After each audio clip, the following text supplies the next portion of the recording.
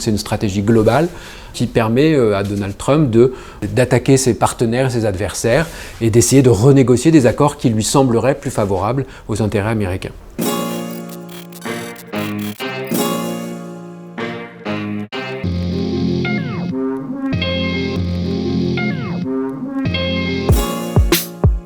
Donald Trump a une vision du commerce mondial comme quelque chose qui n'est pas mutuellement profitable à l'ensemble des acteurs. De fait, si dans sa guerre commerciale avec la Chine, il considère que la Chine a gagné à son ouverture commerciale internationale, il pense que derrière il y a eu des perdants et parmi ces perdants il y a les États-Unis.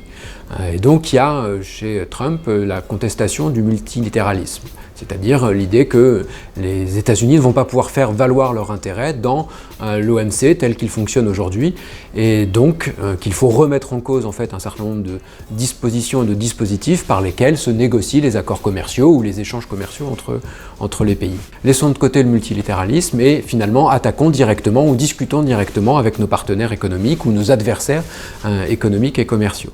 Par ailleurs, ensuite, il y a probablement des éléments plus électoraux ou sectoriels liés finalement au choix politique et à la carrière politique de Trump, qui est le constat qu'effectivement l'économie américaine a subi une concurrence importante et une partie de l'électorat de Donald Trump, avec des ouvriers qualifiés ou peu qualifiés, est une frange de la population qui semble avoir moins bénéficié de la mondialisation, voire été pénalisée d'une certaine façon par la mondialisation.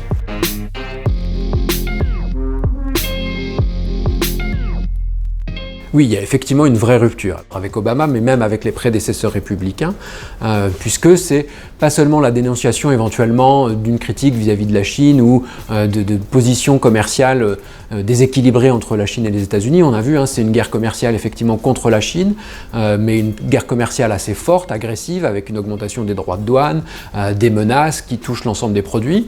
Mais c'est également en fait finalement une guerre commerciale contre des partenaires un peu du même type que les États-Unis. Avec l'Europe, avec le Canada, avec le Mexique, avec d'autres pays émergents. Donc c'est vraiment le fait que cette stratégie soit globale, cette remise en cause du commerce soit globale. Et donc c'est ça qui fait vraiment la rupture de la politique commerciale américaine.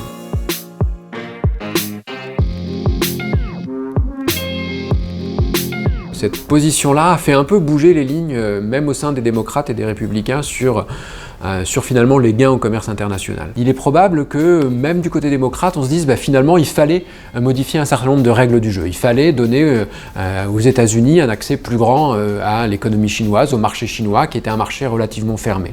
Donc peut-être qu'il a finalement ouvert une voie, peut-être que la méthode sera assez différente, mais il est probable que la pression finalement sur l'économie chinoise se maintienne, même s'il y a une alternance à la Maison-Blanche.